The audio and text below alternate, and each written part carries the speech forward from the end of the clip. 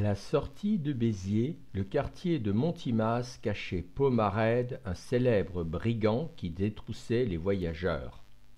Il se terrait, disait-on, dans un souterrain qui reliait ses pins à la chapelle de Badonne. Il fut attrapé et décapité en 1843. De nos jours, ce quartier stocke un trésor que de nouveaux brigands font fructifier. Ce sont toutes les ordures ménagères de Béziers et de 22 communes alentours. La décharge ou centre d'enfouissement technique est de par la loi interdite à toute matière dangereuse, dont en particulier les déchets fermentescibles comme les restes alimentaires. Mais de manière brutale, la commune autorise le 31 décembre 2013 la décharge de toutes les ordures à Montimas, soit 40 000 tonnes. Elle le justifie par la fermeture sans appel de la vieille installation de traitement sur la route de Bédarieux, appelée l'UVOM. L'UVOM aurait pu transformer les déchets en compost de qualité s'il y avait eu un tri sélectif préalable des déchets. Mais cela n'a jamais été le cas, et ce compost invendable, puant et enrichi de débris plastiques a fini en grande partie dans cette décharge. On a laissé vieillir ce pauvre UVOM afin que nos édiles, avec un esprit de conquête redoutable, puissent se lancer dans la construction d'une nouvelle filière de traitement des déchets. Quel sera ce nouvel UVOM ? Au cours d'une commission de suivi, l'agglomération justifie le choix d'un triage mécanique exclusif par l'affirmation suivante: il est très difficile d'éduquer chaque foyer biterrois, méprisant ainsi des habitants qui ne comprendraient pas les enjeux environnementaux et financiers du tri à la source. La commune s'oriente résolument vers le tri mécanique, donc peu discriminatif.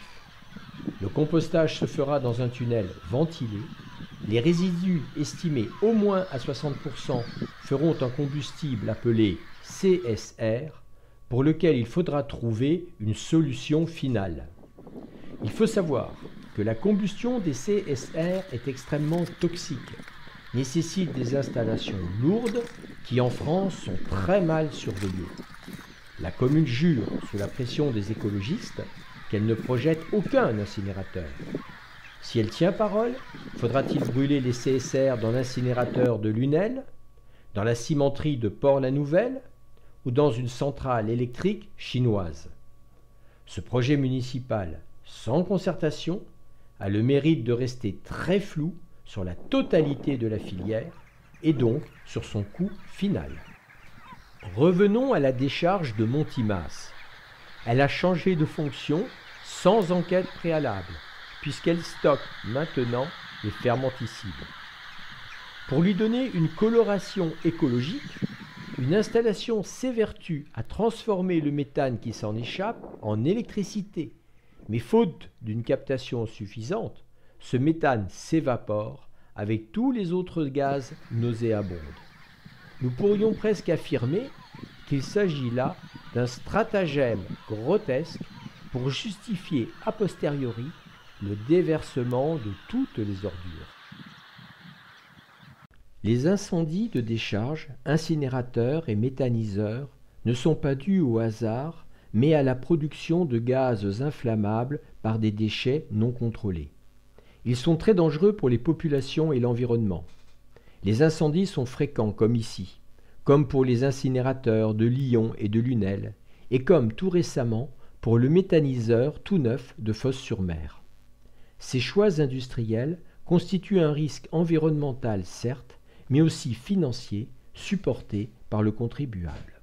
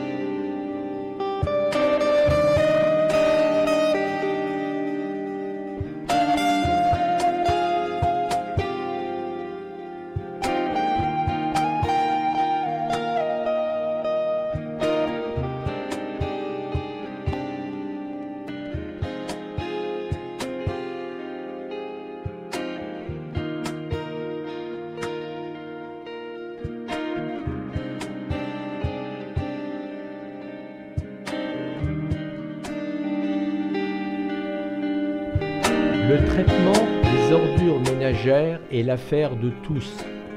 Il est inadmissible qu'une commune ne respecte pas les lois régissant les décharges au grand mépris des riverains et se lance sans concertation dans une filière chère et incertaine.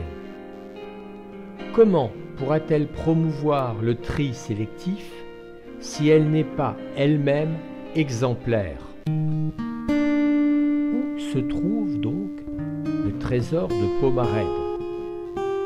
En comparaison, il se pourrait que si en Italie les ordures soient valorisées par la mafia, en France elles pourraient l'être par une filière industrielle administrativement correcte.